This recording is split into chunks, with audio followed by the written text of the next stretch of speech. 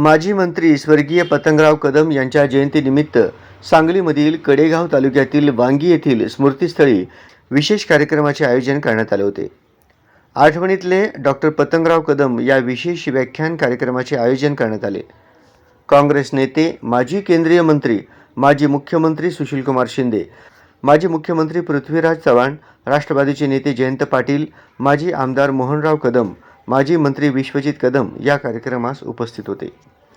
या कार्यक्रमास सोलापूरहून सुशीलकुमार शिंदे यांच्यासोबत सोलापूर शहर काँग्रेसचे अध्यक्ष चेतन नरोटे, माजी नगरसेवक विनोद भोसले हे उपस्थित होते. माजी मुख्यमंत्री सुशीलकुमार शिंदे म्हणाले की तब्येतीची काळजी न घेतल्याने विलासराव आणि पतंगराव कदम हे दोन मोठे आपल्यातून लवकर निघून गेले. कॅबिनेटमध्ये देखील स्पष्टपणे बोलणारे पतंगराव कदम एकमेव नेते होते. पतंगराव कदम यांची जिद्द पाहण्यासारखी होती.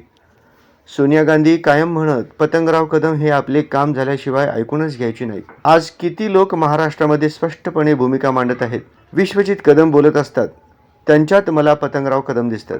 आज लोक समोर गोड बोलतात आणि मागे काड्या करतात. आज आम्ही काँग्रेसचे सर्व ज्येष्ठ नेते विश्वजित कदम यांच्याकडे पाहतोय. विश्वजित कदम यांचे भविष्य मोठे आहे, पण त्यांना मतदारसंघात अडकवून ठेवू नका.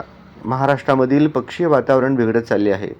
त्यात विश्वजित कदम यांच्यासारखे नेतृत्व अजून मजबूत केले पाहिजे, असे आवाहन त्यांनी केले.